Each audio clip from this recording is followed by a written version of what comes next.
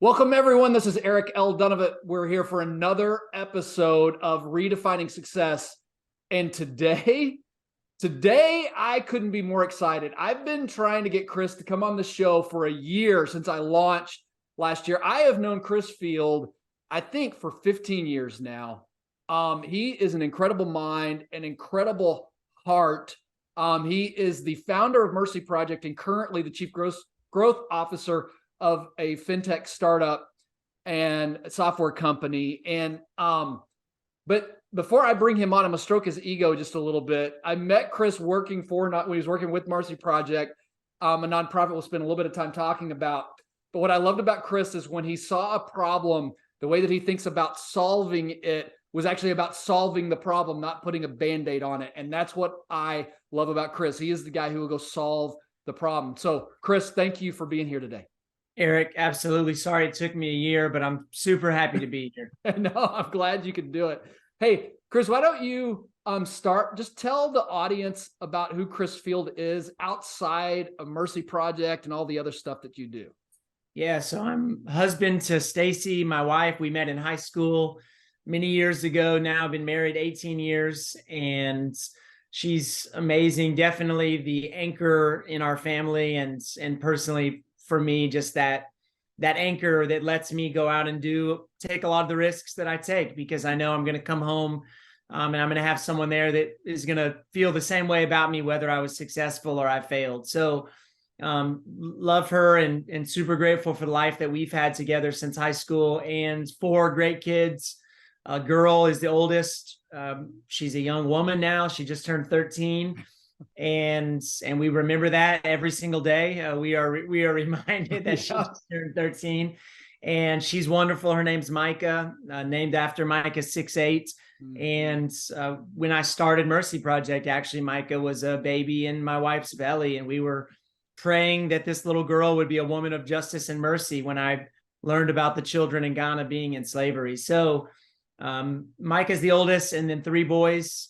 They're 11, 8, and 5. So boys love all things outdoors. We live on a couple acres outside College Station, and they're outside pretty much from the time they get home from school till the time it's time to eat dinner, and then back out there until it's time for bed. So we do a lot of getting dirty in the afternoons. That's fantastic. Chris, I know we'll spend some time talking about Mercy Project, but let's talk about today, right now. What are you most passionate about right now? I think right now I'm most passionate. I just turned 40 in September. And, as I think about this decade of my life, I want to make the biggest impact possible. I mean, I think, you're getting close to that halfway point of your life, and you start thinking really in terms of maximizing leverage. And I've learned a lot of things. I've made a lot of mistakes. I've had a few successes, but how do I not keep those things to myself? How do I make the path behind me for those coming behind me? How do I make that smoother?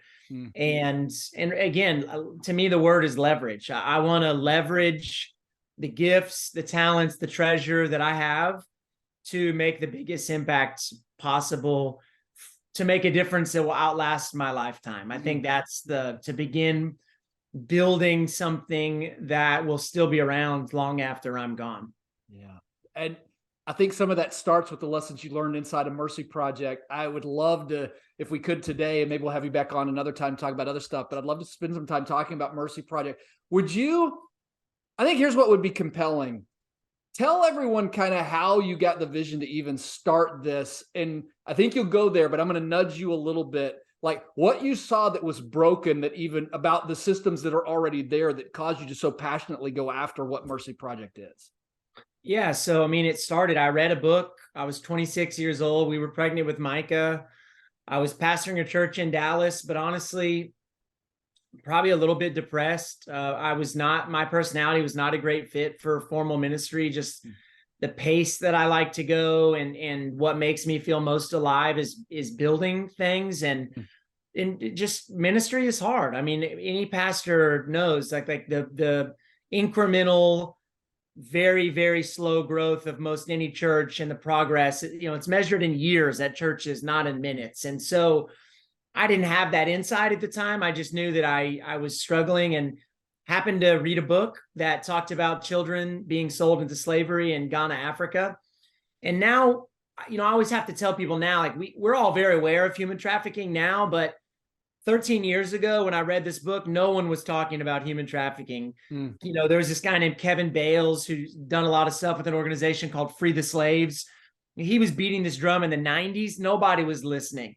Nobody cared that there was more people enslaved today than at any point in history. Like, he couldn't get an audience. I mean, just no one was listening. We were talking about water wells, and that was kind of the hot thing, but no one was talking about trafficking. And so I was shocked when I read this book. I mean, I was like, are you kidding me? Like, this is happening now, like right now. And so I Googled the author's name. I called her. I asked her if I could go to Africa with her. I showed up in Ghana with her 3 months later. I went out on the world's largest man-made lake, started meeting these little kids, especially one little boy named Tomas, who was about 9 years old. And I just came back brokenhearted. I mean, just truly devastated over the reality and the juxtaposition of the world I wanted my daughter to grow up in, and all the aspirations I had for her life, and the mountains I knew I would move to help her be the best version of herself she could be, to contrast that with the lives of already born children who were fishing 14 hours a day and came from families so poor they couldn't afford to feed them. I just wept when I sat on the couch with my wife the day I got home from that trip. I mean, I just wept and said, we have to do something. And so the first thing we did, I think, is a pretty common thing in America. We raised money. We raised about $75,000. And the intention was to give it to another organization that was already working in Ghana. But over the 9 months that we raised that money, I went back to Ghana twice more. And on those trips, I realized no one was really getting at the root cause of the problem. And I can't really tell you exactly how I made that discovery, because I don't have any backgrounds in business. Like, I don't come from a family of root problem solvers. But there was some sort of divine truth in me that was like, I see some solutions and this isn't it. Like, well-intended, really nice people think they're doing a great job, but every one of these, and they're basically buying the kids out of slavery. So the slave owners could buy a kid for $20 and sell them for $100, and they just 5x their investment. What are they going to do with $100? They're going to go buy 5 kids. I mean, it doesn't feel like that complicated, but that's kind of charity when you really think about it. Sometimes is, the Western view of that was, well, we could rescue a kid out of slavery for only $100. And it was like, I mean, I guess, like, not really. Like, actually enslaving 5 more children for $100. But nobody wants to hear that, right? We send the emails, we have the little snippets, and we take what we want, we bury it in our hearts, and we go on. So that really bothered me. And I mean, really bothered me. And so I thought, well, we've got a decision to make. Either we can walk away, and we've done more than most everybody, or we can double, triple, quadruple down and show up in Ghana asking a totally different kind of question. And so that's what we did. I mean, we had a 6-month-old baby, and I quit my job at the church on September 1st, 2010. And I sat there on my bed the first day Googling, why are children trafficked into slavery? The, State Department does a huge study every year on every country and how much trafficking there is. I'm reading the report about Ghana, and I'm just like, how to raise money, and I'm just how all the things. But I never felt so alive. I mean, in that moment where I should have been terrified, I would have fought 1,000 people that day. It was like, bring it on. Who wants to challenge me? Like, no, like, you cannot stop this hunger and this thirst for righteousness. It's like the arc of mercy that Dr. King talked about. It was like, no, we're figuring this out, or we're going to die trying. And I'm okay if that's what happens, because this feels worth it. And I think for me, Eric, that what I always felt compelled by was like, there are questions we can ask the generations before us that they have to kind of look away when they answer, right? And they say like, well, it was very complicated. And it was, I get it. as much as I can. I didn't ever want my kids to ask me questions that I had to look away. You know, even if my kids said, Dad, when you heard that this was happening, even if I said, you know what, I'll tell you what I did. It didn't work, but here's what I did. That's a better answer to me. Yep. Then, you guys, it was really complicated. I mean, they're all the way in Ghana. What am I supposed to do? I'm just a pastor. Like, that wasn't okay to me. That wasn't an answer I was willing to give. And so yeah, we just started showing up in Ghana, asking questions, learning, spent almost an entire year just listening to the Ghanaians themselves tell us why the problem was happening, sourcing the kids back to the families, which is when we realized this is really a poverty issue, not a bad guy issue. Everybody wants to have a bad guy, right? One time a guy who writes movies was talking to me, and he said, I really like to think about writing a movie about Mercy Project. I said, okay, let's talk about it. And he said, tell me about the bad guy. And I said, oh, poverty. And he goes, oh, I can't do anything with that. No, I can't. I need there to be a bad guy. Tell me about one guy you had to beat. I was like, no, it was a system. I mean, it was a poverty so poor that you don't even know what you don't even know about money. Like, you don't even know you don't have money because you've never had money. I mean, like, kids eating dirt on the ground. Like, I that's the bad guy. And he's like, yeah, I love the story, but no one will watch a movie like that. There has to be a bad guy. And I get it, right? We have to have someone to blame. And the blame here is it's a broken system where what we take for granted with education and training and jobs, and we think, well, if you just work hard enough, you'll differentiate yourself. It's like, no, that's not actually, how it works in these villages where the average fisherman who owns a child has first or second grade level of education. Like, and they were actually trafficked children themselves in most cases. They can't just show up in the big city and say they want to get a job at the bank. Like, that's not how it works. And so we just started unraveling this really complicated story, but it all came back to this is an economic problem. And if we can solve the economic problem, which gives us a chance to solve a heart problem, because now we've got their attention, then we can begin to really get at the root of this. And so that's what we did. So we go into these rural communities where they own the children, where the people are poor, and where many of them were trafficked children themselves. And we teach them how to grow fish in cages. Aquaculture is the technical name. We grow Nile tilapia, and they can grow 10,000 tilapia at a time. So, the work of just a few men is far more efficient than the work of many children. And because we've solved their root problem and we've increased the average family's income by 16%, they are willing to voluntarily release the children back to their biological families, where we have a whole process with social workers, and the kids attend school or trade school. So we've worked with 29 Ghanaian fishing communities, so more than 10,000 people that are now benefiting from those cages, and rescued and reunited 249 children back into their biological families. And the thing I'm most proud of, I'm proud of our process because it is deep, but honestly, the thing I'm most proud of is the depth over time. So we've never had a child re-trafficked. And, other organizations that would be similar to us, 30 to 50% of the children get re-trafficked because they don't have the back end commitment. And, for us, we'd rather have 250 kids home than 1,000 that we rescued, and 500 of them are going to be back on the lake. I mean, like we really tried to take a long-term approach, kind of the Dallas Willard, a mile deep, instead of a mile wide. And that's what we've done over the last 12 years. Talk a little bit about, because this was one of the things as we were kind of walking along as you were discovering this, you come back to, it's a poverty issue. Kids being sold into slavery is a poverty issue. Right. And one of the things that you found about trying to return the kids to their home, like you had to solve it on the back end, not just for getting them rescued, but you had to solve it from out on the back end of keeping them from being sold again because of the poverty. Could you talk a little bit about that?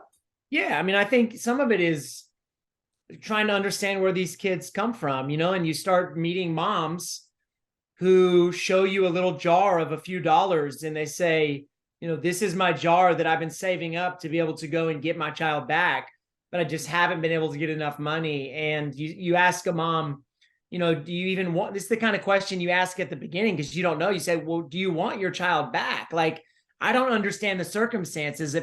And they say, I literally pray every single night that I would have the resources to get my child back, but I didn't even have enough money to feed them. My husband left, or my husband died. I had more mouths than I could feed. And I heard that if they went to work for someone else, they would at least have food every day. That's what they say. And so then you begin thinking, oh man, this is not a mother who was unwilling to do her duty. It's almost the opposite. It's like, this is a mom who loved her kids so much that she would endure the pain of being separated from her child so that that child could actually have food. I mean, in some ways, it almost is more selfish to keep the kid you can't take care of than to give up that relationship and then to live every single day with the pain of knowing that that child, is having to work, but at least in the mom's minds, at least they're safe. And, there's a quote that the woman, I never remember her name. People can Google and find this, but I've never forgotten it. It was about, it wasn't about immigration, but it was about being a refugee and fleeing from a country where you're unsafe, right? This wasn't about Ghana, but the woman said, I'll never forget this. It was in a poem. And she said, no one puts their child on a boat unless the water is safer than the land. For me, like, that epitomizes the mothers in Ghana, right? Like, we would look, especially as Americans with so many resources, we're like, a mom would do what? And it's like, wait, no mother would put her child on a fishing boat unless that water was safer than the land. And so for us, it's going back into those families and doing comprehensive social welfare work. I mean, it's understanding, why are you poor? What do you need? What do you not have? What access do you not have right now? And sometimes it's as simple as things, just as an example, like Ghana has national health care. Well, you have to be able to sign up for it by literally signing your name. Well, we have moms who can't sign their names. And so they're told, well, you can't sign up for this because you have to be able to sign your name. And our social workers go, wait, you can't punish her because she grew up in an education lacking system in Ghana. She's going to use her thumbprint. And if we have to bring an attorney in here, we will. And now all of a sudden that mom has access to healthcare that she didn't have 6 months ago. And she's bringing in the witch doctor to try to make her kid well because she doesn't know what else to do, right? So sometimes it's as simple as that. We've given women microloans, taught them how to run businesses, taught them how to buy at scale, taught them how to balance their books, bought them old dorm refrigerators that come over on boats from China that were thrown away in the US so that they can keep their food till the next day and not have so much waste. We do a lot of work with the child-parent relationship. How do you raise a teenager? How do you talk to a kid? How do you not use physical force to where your 16-year-old wants to run away? How do you talk about your children about sex, which is something they would never talk about openly in Ghana? So it's like, how do you teach your children to use protection if they're going to have sex? Like, all of these conversations that our social workers are basically helping these parents understand how to be parents that they were never taught before. And so, in that way, our social workers are really the backbone of our entire process in Ghana, because they're in the trenches with these families. We're doing extra tutoring for the kids so that they're not as far behind in school. It's a really comprehensive process that ensures that we're not just making a great email or newsletter, but that we're actually creating like meaningful multi-generation transformation. You know what I love about you, Chris, though, is, and we're going to run out of time. We're going to about 10 minutes left. So I'm going to just transition this just slightly. One of the things that I love that you do is you're not afraid of the hard thing, right? There's a lot of people who would look at this problem and go, okay, well, you know what? I don't want to do that hard thing. What's the minimal acceptable amount that I can do? So as you were kind of going into this, what was it that kind of kept you motivated to keep doing the hard thing, even when maybe even people be like, man, Chris, just give up, man, stop. And what kept you going on that front? I mean, I think I've always had this insatiable desire that my life would mean something. Like, I mean, really that started when I was 19. I was a pretty lackluster student in high school. That part of me never got activated. My parents would always hear the word potential in parent teacher conferences. But when I was 19, I ran my first marathon untrained. I ran for mayor of College Station, my hometown. I got third out of 5 candidates. And then I was hired to direct a camp for inner city kids at the end of that summer, where I was in charge of 50 college-aged staff and 600 youth from around Texas. And so I think for me at 19, I realized the only thing limiting a life of massive impact was me. Like those walls that I felt like were around me that seemed like they were made out of metal or wood, they were made out of paper mache.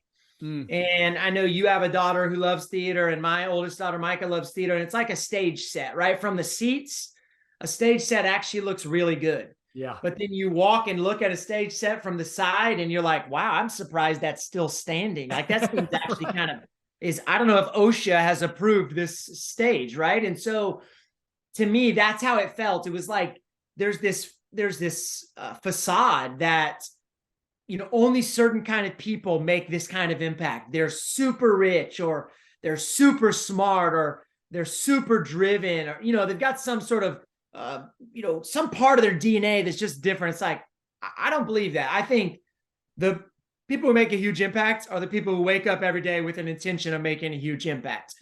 And so I just decided at 19, like, I'm going to be old someday. I'm going to be sitting in a rocking chair, and I want to make sure I have no regrets about what happened. Like that's my greatest fear, is that I'm going to get to the rocking chair and I'm going to be like, man, I can't believe that I just sort of let life lead me instead of me leading my own life, and that I lived in such fear, and I didn't just listen to that courageous, brave spirit always calling me to something bigger, even when it meant I would fail, that's just part of the process. And so I think that's the answer for me, Eric, is like, I was more fearful that my life wouldn't matter than I was of failing. And I think when those scales tipped, yeah, and I was more scared of a life of insignificance and wasting my life than I was of failing, then what's left to stop you? I mean, at that point, it's like, I mean, let's go. Who cares? You basically accepted failure. You've accepted failure as part of the process to greatness and impact. And so it's not only that you're not scared of it anymore, you're actually expecting it. You're waiting for it to happen. And when it comes, you're like, oh yeah, I knew this was part of the process. I knew this was going to hurt. I don't like this. I'm uncomfortable, but this does not surprise me. I'm going to move through it. And the only way through it is through it. And then this is the path to the greatness. And I'm not going to be surprised when it hurts, because that's a commitment I made, is that I wanted to make a massive impact, and failure and pain is going to be part of that process. And if it weren't, everybody would do it. Yeah. What do you find, what is the great limiting factor to being able to almost, I think the word I would use is accept that pain is part of the process? Because I mean, I know you've had a chance to be an adjunct professor at A&M. You've had a chance to speak. I think you've got a TEDx out there. I mean, what have you found as you've kind of run into people that is that greatest limiting factor? Is it just between our ears? Yeah, it's our own imaginations. I mean, it's our concern what others think about us. We live in a country, sadly, where when you don't play small, people judge you, and their own insignificance becomes a mirror for you, make them uncomfortable. It's like when somebody's trying to get healthy and their friends who are not healthy kind of half joke about, oh man, he only eats salads, or she exercises all the time. They're out of their own lack of confidence about who they are. They are overwhelmed by you, right? And intimidated by you. And so I think we live in a country where people are intimidated by people who go for it. Like we love to read about them once they've made it. We make those people heroes. But for every Elon Musk, there's a million entrepreneurs who their friends think they're idiots for Right. going for it instead of just taking the static job. I mean, and it's because their friends don't have the guts or the courage to stomach what the failure that might come. And so, yeah, I think it's being honest that it's the people you love, some of them, that are going to be the biggest, loudest voices in telling you not to do the thing, because their own fear for you, because they care about you, they don't want to see you fail, keeps them from seeing the greatness. And so in that, they kind of want to put their arms out and say, whoa, you can't do that. It's like, well, why not? Like, well, because you could fail. It's like, yeah, I'm going to fail, by the way. Like 100% going to be part of the process. I'll probably need you to help brush me off when I do. Let's have a beer or a bowl of ice cream when that happens. One day we'll laugh about it, but excuse me, please. Like, I have an impact I'm ready to make. And yeah, so I think that's it. It's just this isn't how people live. I mean, we play small and we're risk averse, and we just, we sit in the stands thinking that we're spectators. And it's like, we think the people who put a helmet on and walk out onto the field, or we think they're crazy, we kind of laugh awkwardly, like, what does he think he's doing? But it's like, those are the people that are actually out there changing the world, is the ones who are willing to say, like, you know what, life is not happening to me. Yeah.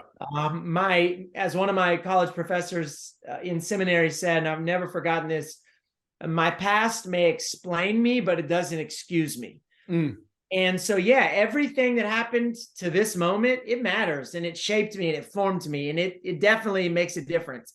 But I'm not going to use that as a crutch for what I'm going to become next. And so, I think that's the difference, is some people are willing to take that risk and accept and embrace failure as part of the process. And some people just aren't, and that's okay. Yeah. Yeah. Chris, I mean, you've done so many amazing things. If people want to kind of follow, keep up with what Chris Field is up to or what you're doing, what's the best way to do that?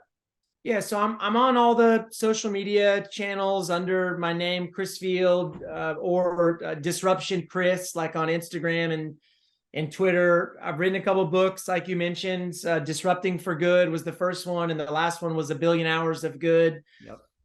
So yeah, I would love to connect. I have a website, meetchrisfield.com, which is more for my speaking that I do. So, but if there's a form on there people can fill out, and that comes straight to me. So if somebody hears this and feels inspired or has an idea of something that they want to work on, maybe together, I'm happy for them to reach out to me. Okay. Chris, I do want to ask you this question. Is there anything that you wanted to get a chance to talk about today that you didn't before we finish up? I don't think so. This was great. Okay. All right. So my last question, you knew it's coming. Yep. In 3 generations, what do you hope your great-grandchildren remember about you? Yeah, I love this question, because one of my personal financial goals is to leave enough in a trust for multiple generations of college. And what I want those kids to know about the great grandpa that funded this trust is that he wasn't just good at making money. In fact, that almost happened by accident when he committed to doing everything he could to help anyone that he came across.